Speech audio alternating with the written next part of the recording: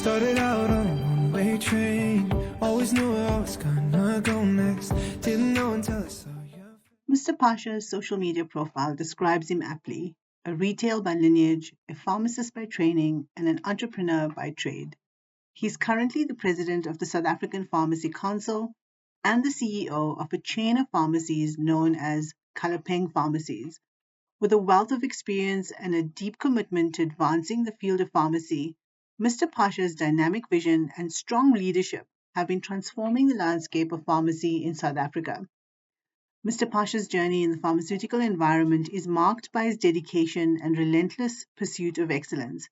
Having served diligently in various capacities within the pharmacy profession, his ascent to the presidency is a testament to his unwavering dedication and expertise. His story is a powerful reminder of Winston Churchill's words: success is not final, failure is not fatal. It is the courage to continue that counts. Join us as we delve into the inspiring career of Mr. Pasha and explore the insights and wisdom he brings to the world of pharmacy. Thank you. Thank you for being part of this. You're my very first guest, by the way. Thank So you the for having me. purpose of the podcast is really to empower pharmacists because, as an academic, I've been over my career of 18 years, I've noticed that pharmacists don't understand what potential pharmacy has. Mhm. And what I found is they somehow wear blinkers on and they think retail pharmacy and hospital pharmacy is the only direction that they can go in. Oh, yes. So that's the reason for the podcast. But thank you. Thank you so much for being here and spending some time with me today. Great. So I just want to kick off very simple, easy question. So why pharmacy? Why did you choose pharmacy? Prof, I actually have what can I call it? A bit of a unique story in the sense that I actually did not choose pharmacy. When I grew up, I did not know much about pharmacy as a profession. I will let you know that I went to university to register, and I arrived at the Faculty of Health Sciences, and I saw a fancy name called Medical Sciences degree. Then I registered for it, and then and then we had student uprisings in between. The usual academic and financial exclusions that come at the earlier of the year. So during that time, it was before we could actually do academic registrations. We just did what did they call it? When we did the registrations only in the university that you have accepted, in payments and all that. So in between, I then was sitting with friends and we're talking about what you're gonna study, what you're gonna study. And in that discussion, it became apparent when I sat with my friends, others were doing optometry, others saying, no, I'm going to do pharmacy. And then I realized that I don't know much about these medical sciences. And actually, one of my friends sitting there said, no, you can't even do that. Do pharmacy. So I then left that easy lunch and went to look for information about pharmacy. He actually invited me to go and listen to career guidance about pharmacy at the university. And then I listened. And from there, I said, okay, this is it. I am doing pharmacy. And when the time to do academic registration came, my results were good enough to get me into pharmacy. Then I went into pharmacy. That's exactly how it happened. Wow, that's fascinating. That's an interesting story. Yeah. Considering, there's so much of thought put behind career choice, and lots of people, in my experience, pharmacy is generally a second choice because they want to do medicine first. So Yes. it's interesting that your career has taken that path. And then where did you pursue your internship and your, where did you pursue your degree? Was it at Medunsa, you said, eh? So in Medunsa, I did my master's degree, but I did my junior degree from the then University of the North, now University of Limpopo. Yes, so I did my BPharm there, and then I came to Medunsa to do my master's degree here. Okay. Yes, And your internship, where did you pursue that? Groothoek Hospital. So Groothoek Hospital was the nearest hospital to my hometown in Leboahomo. So I could wake up from home and go to work daily. So it was closer. So I did my internship there. It was a big Okay. hospital in the north at the time. That's great exposure, giving back to the community in your Uh, internship. Yeah. That's Certainly, I wonderful. worked there, and I really enjoyed working there because from there I did work in the clinics. So they gave me responsibility after internship to take care of the clinics which were being supported by the hospital. So I then was responsible for those clinics. And that is how I got to do my master's degree, by the way, because working in those clinics, and then I worked with some Medunsa researchers that were doing research in those clinics. And then from there, I then decided, no, I need to go and pursue a master's degree, still doing research on the very same clinics on what I saw. So in Wow, the that's clinics, fascinating. yes. I think often our master's degrees are pursued because of what we learn in the environment we work in. I mean, I think being for the South African Pharmacy Council president is such an important role. And as an academic, I understand what you do. But what I find is a lot of pharmacists have no idea what you do. They know you have that title. Yeah, sure. So what I'd like to know is, I mean, how did you get there, firstly? Um, and what do you do? What do you do on a daily basis? Right. How did I get there? Oh, yeah. I guess I've always been a student activist from my student days because I spent time, I served in the SAPC, South African Pharmacy Students Federation. So I served in there, and then from there, when I became a pharmacist, I also continued to serve in the professional politics, if I can call them that. So I was part of the PSSA, and then I was not a leader when I got to PSSA. I was a member, just trying to understand it. But from there, because I didn't stay long in Medunsa, immediately after studying, I decided to open the community pharmacy that Kalapeng. So from there, then I got exposed then to other community pharmacists, and we started an organization then called SAPA, South African Progressive Pharmacists Association. Number of people I was with at that time, like Shamutli, Soli Suleiman, Rakesh Daya, Marupi Mudiva. So we started that. And after some time, we then decided to amalgamate it with um, with another organization which was already, can I call it, more, because ours was new, and then there was more established organization. I forgot the name. It was run by Mr. Solomon. I forgot the name of the organization, but we decided it was an organization of independent community pharmacy owners. And then we decided to merge the two organizations and start ICPA, Independent Community Pharmacy Association. And at that time, we also wanted to bring in the community pharmacy sector of PSSA to be part. But it at the last minute, they decided not to come in. But we, however, incorporated some of the leaders that we were working in from CPS by then, Community Pharmacy Society, sector of PSSA. And we then started ICPA. I sat on the board, National Board of ICPA, for maybe 3-4 years, I think. And then I was then elected to be chair. Then I chaired the board. I think the maximum number of years we could do was 3 years.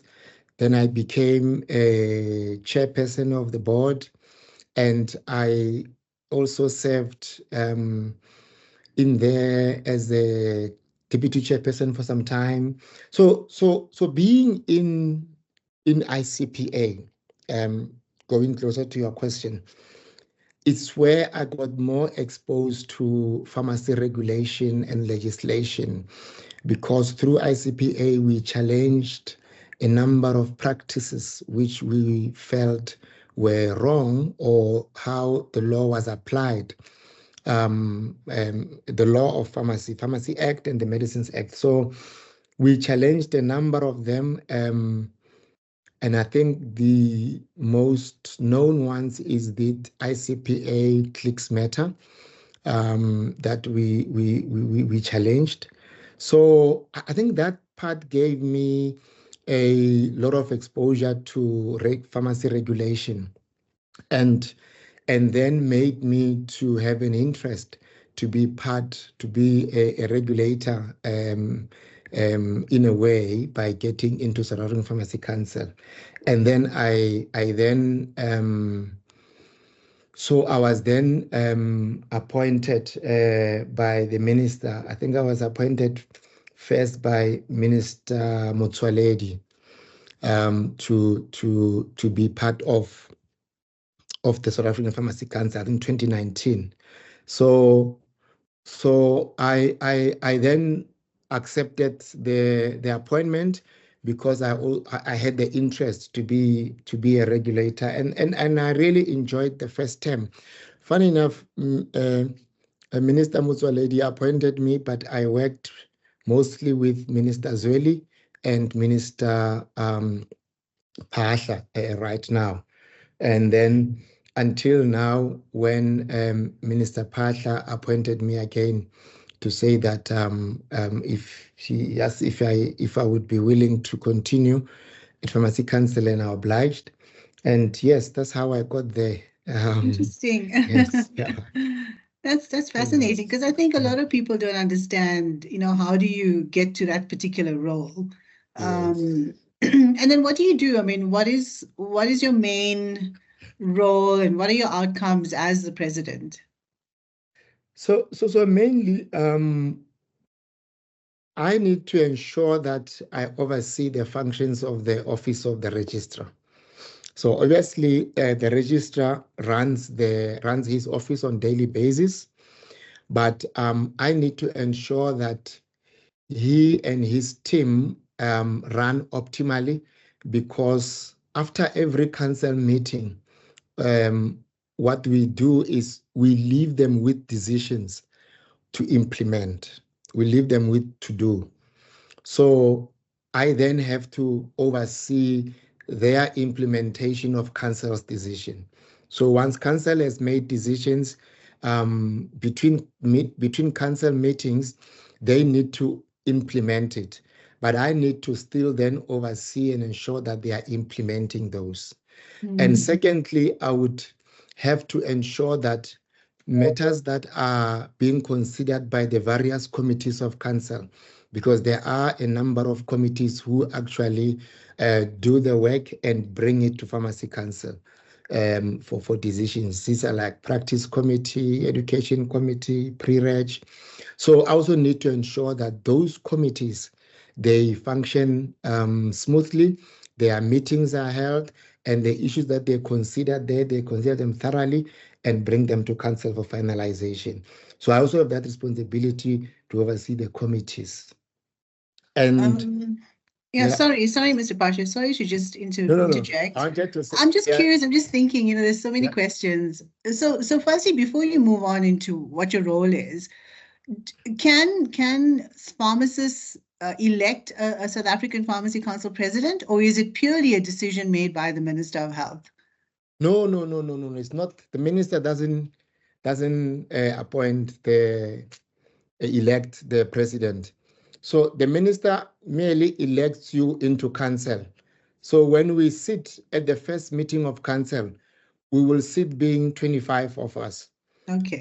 Yeah, so the 25 of us, we are all councillors with the same stature. And then the 25 members of councils are the one who makes the decision. So the 25 members are the one who will then propose who they believe could be the president and who could be the deputy president and the treasurer. So those three becomes the office bearers for the 5-year term. So, and that happens at the beginning of every council term.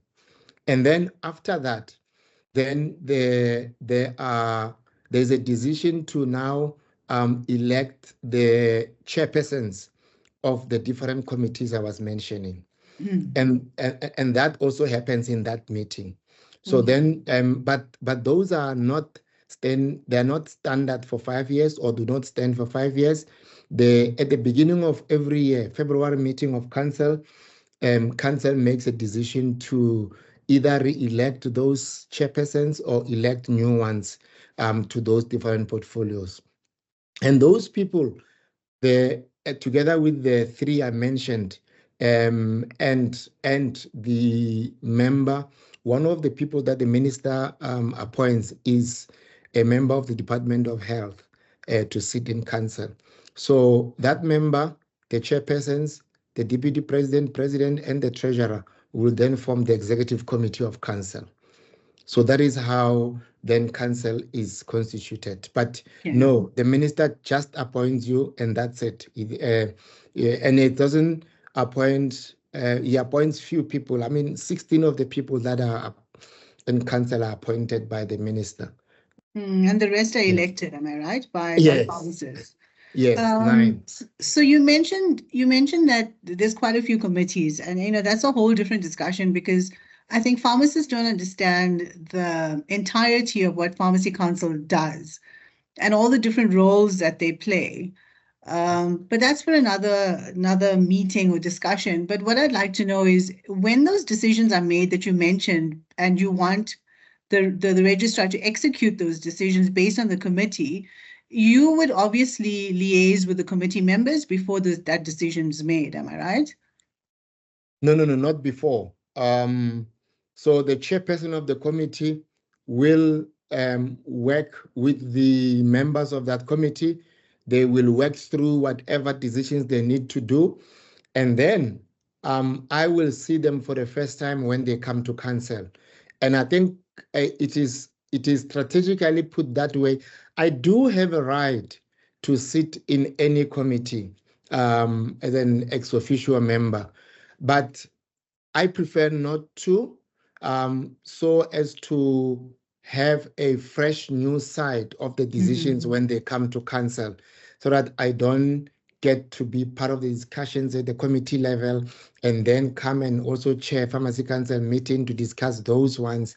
It just for governance. I found it better to be that way. So I only get to see them when they come to council. Interesting. Yeah, because you don't want to offer a biased opinion if you sit Exactly. in on those meetings. Yes. So in your career so far, I mean, you've been president for 2 terms now. This is your second term. What Yes. would you say was your biggest achievement that, from a pharmacist profession perspective, what change you think you were part of or implemented or regulated that really has changed pharmacy for the better? I think perhaps I can start about I think when we first got into office, it was not long since then we had COVID being the pandemic hitting the world. And I think at that time, we made very important decisions as council to bring the pharmacists onto the forefront of leading the fight against COVID. And we made a number of decisions at that time to regulate the profession, to mainly the first one being the regulations for the sites, the vaccination sites, and also the vaccine courses that we also brought about. And I think that is what made the pharmacy to be on the center stage of the vaccination. Because if you remember, pharmacists vaccinated more people than any other profession during that time. And I think as a regulator, we enabled that. We enabled the community pharmacies and the pharmacies in the country and the pharmacists to be able to be part of this fight against COVID. So, and I think I always like to say, I see myself as a new age regulator who is an enabler. So I would see myself as one who would want to be enabler to the profession in the way that we are regulating. And I think we have done that successfully during COVID. And I think maybe another one that I thought it's a very big decision or regulation that we did as part of this council is the PMAT regulation. I think PMAT is also going to be an enabler to pharmacists, to the profession. And obviously, right now it is in court. We are having the challenge that we are having from the doctors. But in May, early this month, sorry, I was at the BHF conference, and as Pharmacy Council, we were part of a panel with doctors indicating and talking about the importance of ensuring that this fight, if I can call it that, about PMAT comes to an end in terms of us sitting around the table and just sorting out our differences without involvement of the courts. And I think that we might find each other between doctors and pharmacists. But regardless of whether we do, I do believe that also the courts will still find in our favor to ensure that PMAT get to see the light of day and pharmacists are allowed to be to initiate ART in the country. So that I also think and believe it was one of a milestones that we have brought in, and I believe we will realize them before the end of this term. I also think it was such a it's such a pivotal moment in the pharmacy profession. I'm not sure if you're familiar with the UK and their latest accomplishment amongst pharmacists, where the government has now allowed them to open up their own practice and to be able to dispense medicine similar to what the PCDT does, but on a wider scope, where they can almost open their own practice. I'm not sure if you're familiar with that. And if we, sorry, Mr. Phasha, if we look at what's been happening with immunization and now PMAT, and now PCDT, there's almost a trend towards opening up the scope for pharmacists. And obviously with NHI coming forth, we need to embrace these differences, different opportunities, and run with it. Certainly. I fully agree. We have to ensure that we enable the pharmacists as much as possible, particularly looking at now NHI being low. Absolutely. Yeah. So talking about, I mean, you mentioned your favorite parts of being and your achievements. So what were your most challenging as the president? And yeah, we don't have to get personal. There has been a number of challenging decisions, I must say, and I think one of them was when council decided to introduce a fee for owners, the people who own pharmacies, because it was a new introduction. There has been a provision for it in the regulations, but it was just never, enacted. And then we had always. So when council decided that it is time to do it, it was difficult because I found that the profession was at loggerheads with council, with its own regulator, and it is not something that I like to see. I do not like to see a situation wherein the profession is at loggerheads with the regulator. I would want and wish that at any given time there is a cordial relationship between the profession and the regulator. So that was a difficult one, and of course. There is now a decision that is not yet a final council decision, but there is a decision that is being worked on from the practice committee that has been out there in the media about the responsible pharmacist course, and it is causing a lot of unhappiness and discomfort in the profession. Those two, I would think that they are the most difficult decisions that I had to be part of as council, even though like I said, the latter is still going through the process of council at this point. Yeah, that's Yes. a difficult one. There's been a Very. lot of social media Yes. comments and Yeah. unhappiness, and Mm. yeah, hopefully we'll get it right as a profession, Certainly. I hope as we so. always do.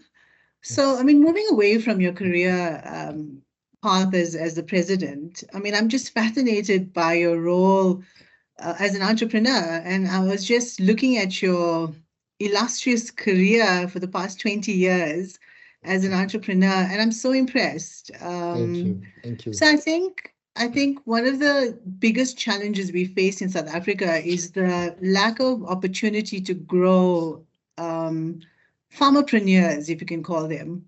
Mhm. How did you get it right? I'm not sure if I got it right. I'm still struggling.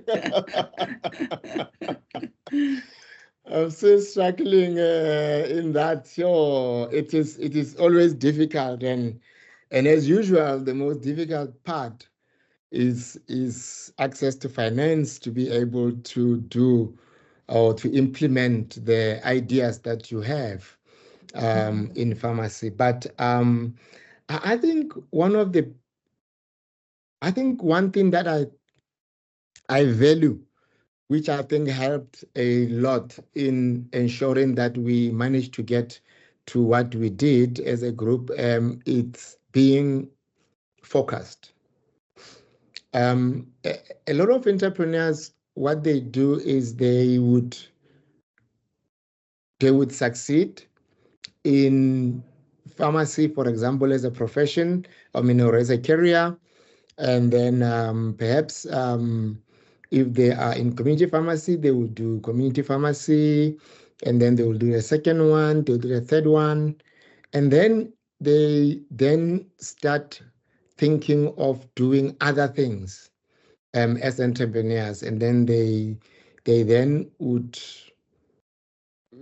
I don't want to mention brands, but start buying franchises, for example, of other things, chicken fixing, franchise or similar. And then those then become completely different businesses to what they know and what they were succeeding nicely on. So instead of growing in that what you know and what you are comfortable with, then you start spreading yourself thin, and in the process, then for a lack of a better word, then the goose that lays the golden eggs, which is where you started and succeeded, then start to suffer. And when it suffers, then you then start having problems and not succeeding in them. Whereas we could have focused and stayed in there. I mean, a lot of successful pharmacists, there are old pharmacists who have done very well over the years by running just one or two pharmacies that are doing very well for years until they retire. And for me, that there is something that made them to do that, and that focus is the one that I believe tend to lack, particularly in young and pharmapreneurs as we grow up. So you think focus is key to success, where Oh, certainly. you hone in on that skill and you make that skill work within a You, pharmacy environment. yes, and then you just keep on improving that. You Yes, work on yes. improving that and doing that better and better, but just being focused in that what you are doing. So, I mean, having a business and how many pharmacies do you have to your chain? Because there's quite a few across Gauteng. Yes, so now in the group we have 24 pharmacies. Wow, that is quite an Yes, achievement. Congratulations. thank you. Um, so, I mean, what was your biggest challenge? You started off with one, obviously, and then grew from there. So, I mean, Yeah. if you had to give advice to somebody who is a budding entrepreneur, and I've met many pharmacists, young pharmacists who want to pursue that path, but they're afraid. I mean, the fear is always so limiting because Mm. of the risk of being faced with a chain store that serves as competition. And I'm sure you've been faced with those types of challenges. So what advice? I mean, firstly, what was the major challenge that you faced? And what advice would you give to young entrepreneurs? So I would think that the biggest challenge that I have faced in trying to grow our group uh, was growing too fast at one stage. I think about 12 years, 11 years ago, we found ourselves in a stage where I really realized that we bit more than we can chew. We grew more and faster than we should. And at that time, I think my idea was that we need to grow the pharmacies. We need to have more pharmacies and grow our footprint. But I had to take a decision at that time to actually sell two of our pharmacies in order to regroup. And I said, no, the way that we are too thin. I realized that we are too thin, and took a decision to sell two pharmacies around the same time, and then regrouped literally on I think, on the remaining ones, and put whatever we got from there back into the business, and also spend more time in the business. It was a hard decision to reduce the number when you want to grow the number, but it was a very necessary decision. So and very often during that time, I asked myself whether it's the right idea or it's the wrong idea, and I found that um, years later that it was certainly the best idea that we have done. So the advice is to guard against growing too quick, too fast, because it can bring the entire business or network down. and that's what I've learned myself. And we, however, managed to regroup, and from there stabilized our pharmacies, and then continue to grow again. And then so we then continued to grow again, and actually more than double the number of pharmacies we had at that time. So That's interesting that you say that, because I mean, as you're describing it, I thought of a tree. You know, you in order for a tree to be really sturdy, you have to have a solid root system. So when you said challenges, was it because of expenses? Was that the reason why you said, okay, let's pull back a little bit? Yeah, I think at that time we had two main issues. One was the growth capital. We didn't have enough growth capital at the time. We were growing from operating capital, and that was a problem. But second to that was, the operating systems, the systems to run the business remotely. We did not have solid systems at that time to have, as we know, one can't be at every store at every time. So, but however, you need to have a number of solid systems that can help you to run the pharmacies when you are not in the pharmacy. So I think we lacked that part, and we had to go and strengthen that, and then be able to then go ahead and grow again. So yeah, I think those two would have been the biggest challenge we had. Thank you. That's interesting. So where do you see pharmacy in the future? Where do you think we're heading? Because, I think a lot of pharmacists are concerned about AI coming over and taking over the roles. What do you think? Where do you see our profession heading? I actually am not worried about sustainability of our profession. When I see it, I see actually the role of a pharmacist being bigger than it has been over time. I think, particularly when you look at what happens out there in other countries, developed countries, like what you were just talking about right now about the UK, the role of the pharmacist in there, how it get expanded over time. I think we also just need a forward-thinking regulator who can also enable the profession to continue to expand the role and to ensure that. But however, even the pharmacists themselves, I would wish that the pharmacists themselves should actually be the ones, because you remember, Prof, that we at Pharmacy Council, we get people to join, to come and raise issues by themselves. So people come and they raise issues by themselves in there, and whatever they feel that they need to raise. So for example, if people bring innovative ideas to practice committee and say, no, I would like to practice in my hospital this way.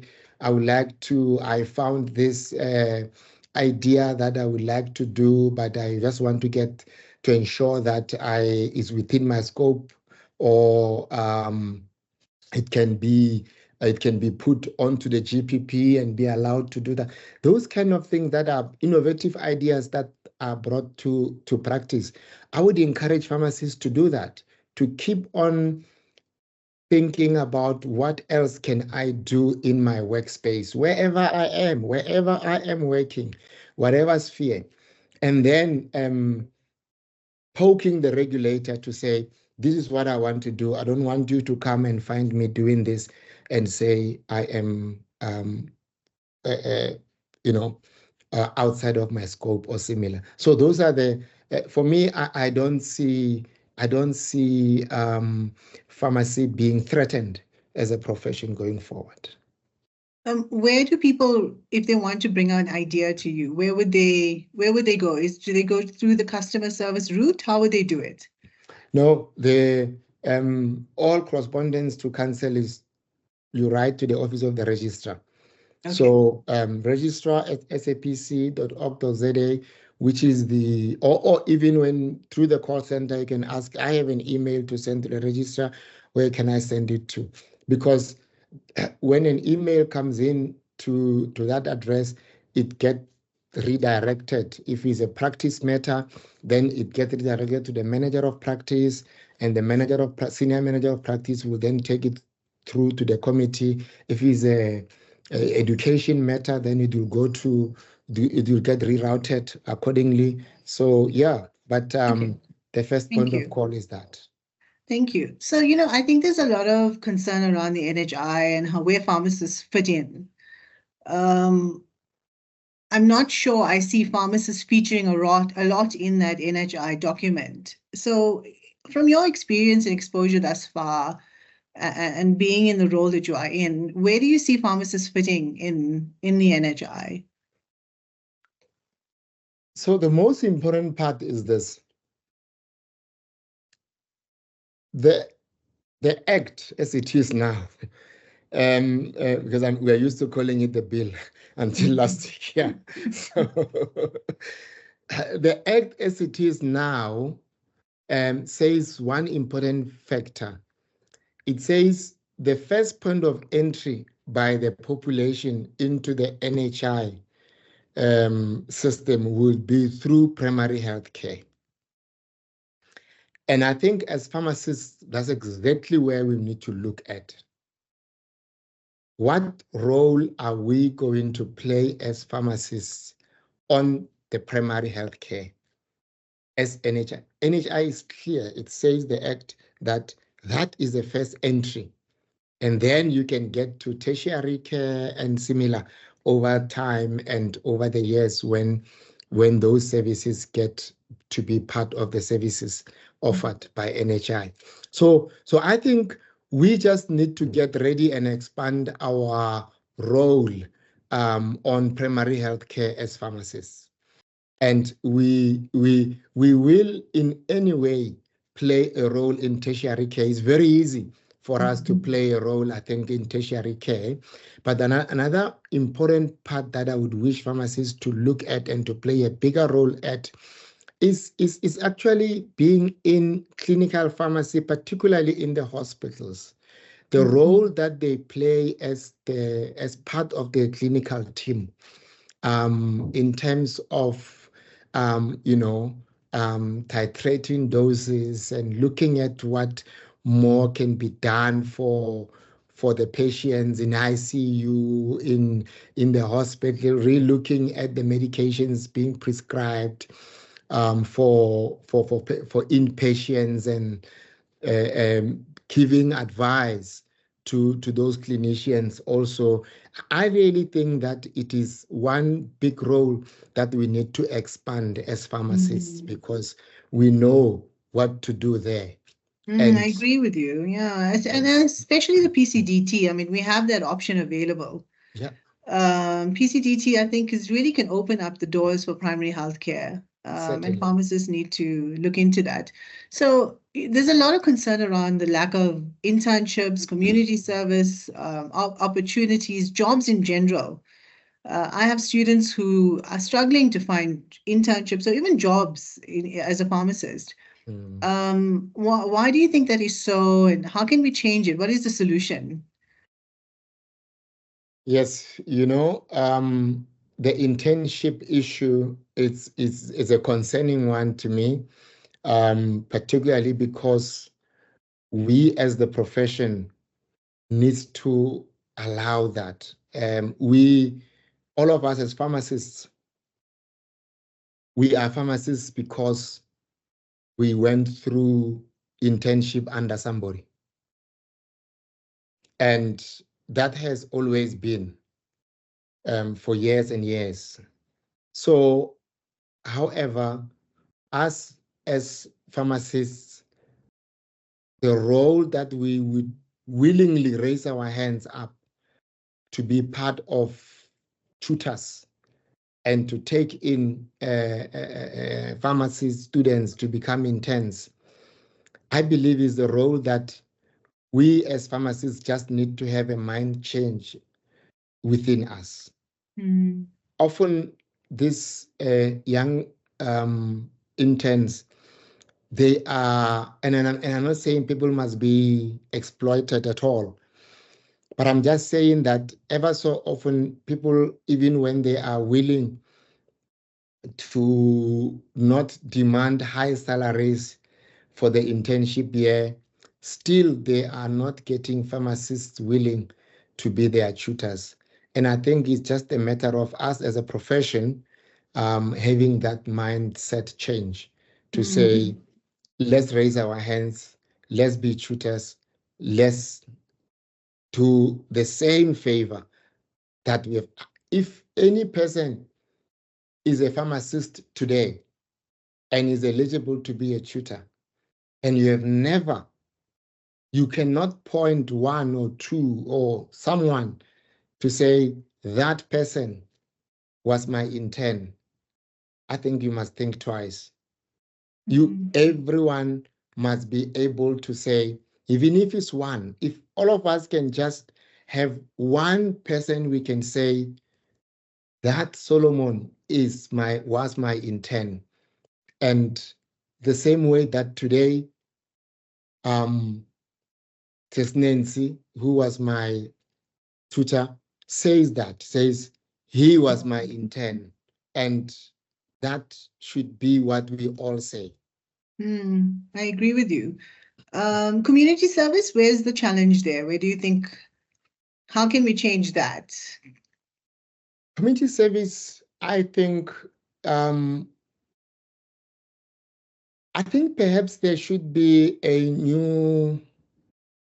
I think the regulator and the department, in my view, need to sit, and mainly led by the department, of course, the lawmaker. The lawmakers also need to get advice in how to look at it. I do not think it's sustainable to continue with the current legislation as it is. I think the lawmakers need to re-look at it and need to reshape it. I certainly believe that in its current state, it will just serve as a barrier to entry for pharmacists. And It's it becoming just a challenge, yeah. It is nothing else but a barrier today. It is. Yes. It's, I mean, community pharmacists feel stuck and can't progress in any direction if they don't have their comm service. Exactly. So it's very limiting. Hopefully we can have some discussions on how to change that. But the pharmacy profession in general, I mean, we've seen a lot of pharmacists without jobs. There's talk about saturation that has reached. There's too many pharmacist students coming out. So how do we tackle that? Obviously, when we look at the ratio of pharmacists to the population, and we look at the guidelines and the world standards, WHO standards, we're nowhere near what Absolutely. we are Because I think supposed to that, be. if I'm not mistaken, the ratio is 1 is to every 2,000 people. I was taken aback by that statistic. I mean, by that fact, because we are nowhere near that. Yeah, exactly. So where's the challenge? I mean, why aren't we having enough jobs for pharmacists? Because there was a time where we were getting a scarce skills allowance because we were so desperately in need in institutions. So what has changed, and how can we make it better? I mean, to me, there are two main things. One is we need to ensure that pharmacists are available. If you look, for example, at we take an example of a hospital like Kgotuk, where I did my internship. It is now Leboa Kgomo Pharmacy. I mean, a hospital and Magatle. They put them into two. If you look at the number of people that are seen by many of the hospitals in the country, without singling out these two, and you look at the pharmacists in terms of the ratio, you would see that clearly there could have been more pharmacists seeing those patients. The fact that there is less pharmacists whose scripts did not pass through, or a pharmacist that did a lot, and you'd obviously know that the amount of care that pharmaceutical care that the patient got is not optimal. And therefore, we would ideally need to have more pharmacists in those hospitals. And to have more pharmacists in those hospitals, it only means one thing. It comes from one thing, and it becomes creation of posts, more money, as the departments will say. We do not have, we have, we don't know. But what is important is that creation of posts, the care, the pharmaceutical care that the population is receiving throughout those hospitals is not optimal. There need to be more pharmacists in there, and those posts need to be created. And that's one. Two is availability of capital for the entrepreneurs. Pharmacists who would like to go into community pharmacy. There's many townships and places where there is no adequate amount of community pharmacists that could serve those towns better. And that comes from, or the only way to solve that angle is obviously availability and the support of young entrepreneurs to be able to open their pharmacies in there and serve those communities. And with those two alone, we should be able to go, dent the numbers that we should dent towards what has been recommended by WHO. I think those two are the main ways at which we should be able to solve the unemployment problem of pharmacists. Innovation, We need to find ways of innovation. So in your career, I mean, you've been a pharmacist for many years. Did you have a mentor that really guided you through your career thus far? And if you did, I mean, how did they help you? But if you didn't have a mentor, do you think it would have changed your career path had you had somebody? I certainly value the importance of mentors. I really think that maybe to start at the beginning, no, I actually did not have a mentor that I spent time with and who, held my hand, and no, was more of coming in and seeing what we are doing and moving forward from there. But I could actually put credit also to my partner, Andrew, because he when I came into community pharmacy, he was already there. So he did give me a guidance in there, but I wouldn't necessarily put as far as a mentor, but I got a lot of guidance from him as a pharmacist who has been a community pharmacist before. So, but I certainly believe that mentorship is important. I think where possible, we should avail ourselves to mentor young pharmacists, specifically young pharmacists. Or that, sometimes it doesn't even have to be young. It should just be pharmacists coming from different sector of pharmacy wanting to get into. That's it. Absolutely. Yes. I totally agree with you. I think mentorship just propels your career a bit quicker. Yes. Because you have somebody to hold your hands through it. Certainly. So I mean, you've amounted a lot of success in your career, but it couldn't have been easy. What are some of the habits that you think you have practiced that has, made you sustain the successful career of yours? That you would advise pharmacists to maybe potentially follow suit in those habits?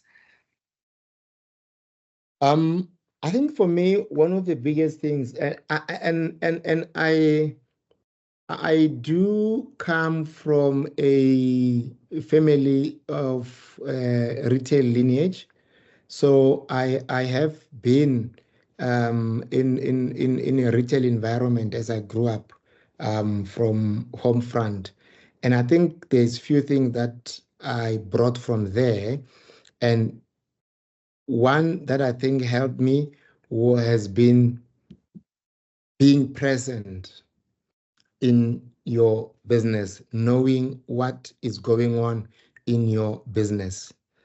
A lot of my colleagues that I know are very successful in community pharmacy. They are very present in their pharmacies. They know what is going on in their business, and they have their hand on the pulse, if I can call it that.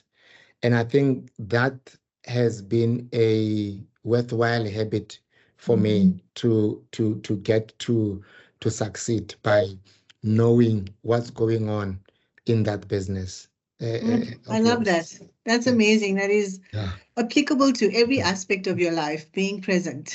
Oh yes. Oh yes. Certainly. um, any other habits Mm. you think you? I okay. I think for me that is one, but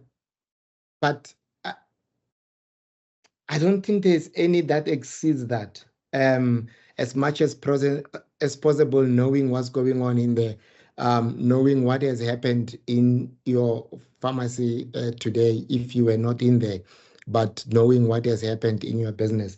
For me, I think there's nothing that surpasses that. Okay. Yes. So two more questions before I conclude. I mean, there's always a book that we hold close to our hearts in terms of whatever aspect of our lives that has changed us in some way. What would be your book? I would think early days when I started, the book that I read a lot and went back to, that I still hold dear to my heart today, would be a very old book by Raymond Ackerman, Hearing Grasshoppers Jump. Oh, lovely. Um, um, is it hearing or listening? I haven't held it in my hand for many years now. But yes, I think it's hearing a grasshopper's jump. I think that book helped me, particularly early days. I think I read it probably in my first or second year of having the first business. So and it shaped me to know how Mr. Ackerman saw retailing in his space, and what he felt was they were important issues in any retail space, particularly being an entrepreneur in that space. I mean, I can even remember some of the things that I read in that book today. Um, It made an I, impression. Certainly, I can remember that. I can remember just to deviate a bit for you. There's one point where he says he was driving and he saw a person, a lady, driving a station wagon full of um, a ShopRite, I think just checkers, plastic bags in there. And he decided to find a way to stop this person, to say, just please tell me, why did you choose checkers instead of Pick and Pay? And or the lessons learned from that conversation was amazing. And for me, it just gave me a lesson about always knowing why you are not preferred by the consumer and why people must prefer you or come to you. Yeah, it is one thing I've learned from that book that I don't forget. But I think um, a book like that helps you to start, and then there's another book that shapes you as your business grows. In my case, I think another book that shaped me in the growth of the business was Phil Knight's The Shoe Dog. Mm, Yes, that was a good book. yes, the story of Nike. I think Yeah. I would mention those two books that they played a big role in or big impression also in my journey as an entrepreneur. Thank you. Yeah. Fascinating. I'm going to definitely look out for Raymond's book. So, Yes. last question before I say goodbye is, I mean, if you had a time machine, right, and as a pharmacist, which legislation or which part of the pharmacy profession would you change to make it better? You know what? The whole profession is part of the work that we do, and we must see the entire profession as part of, and we must treat the entire profession fairly. From where I am. Um, but what I can say to you is this. In 2019, we had the third National Pharmacy Conference in Sun City. There was one of the things, we had a session where we asked pharmacists or the profession. I mean, we had over 1,000 pharmacists, the biggest gathering of pharmacists in the country. And we asked them to, tell us or to give feedback in terms of the profession and what they would like us to look at. I mean, at that time, I remember we also talked about NHI. I think it was a green paper that time that we discussed.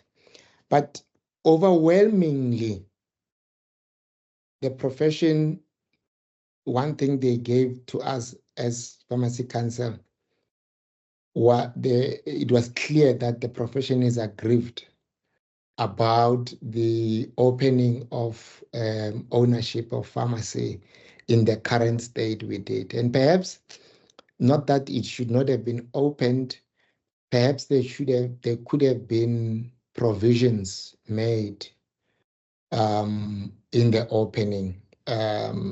Perhaps it could have been better.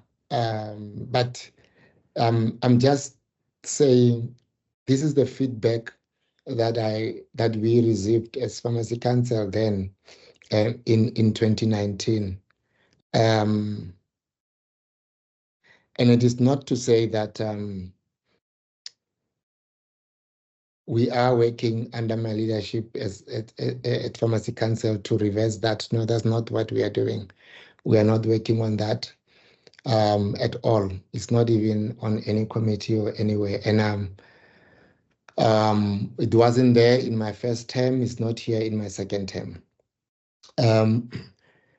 But I'm just mentioning it as one point that I know that the profession is aggrieved about from that time. I think the profession did say to us that if we could change or have that time machine, as you call them, overwhelmingly, that would be one point that I think the profession would want to either rework or reverse or find a different way of having that legislation to be written than the current way. Yeah, it came up from there. Thank you. No, thank you. I appreciate your time, Mr. Pasha. It's been such an interesting interview, and I got to know you better. Much. I really, really appreciate it that you took the time in your day to spend with me. Thank you very much, Prof. In this podcast, let's dive into the key insights and wisdom shared by Mr. Pasha, a distinguished leader in the field of pharmacy. Here are some key take-home points. Mr. Pasha emphasizes the importance of being present as a key habit to success. This habit is crucial for achieving success in any field. The South African Pharmacy Council president is elected by the council members, highlighting a democratic and collaborative leadership approach. His primary responsibility as the president of the South African Pharmacy Council is to ensure that the registrar effectively executes the council's decisions. One of Mr. Phasha's significant achievements was bringing pharmacists to the forefront during the COVID-19 pandemic, particularly in the area of immunizations. To succeed as the owner of a chain of pharmacies, Mr. Phasha stresses the importance of focus and mastering the art of pharmacy ownership.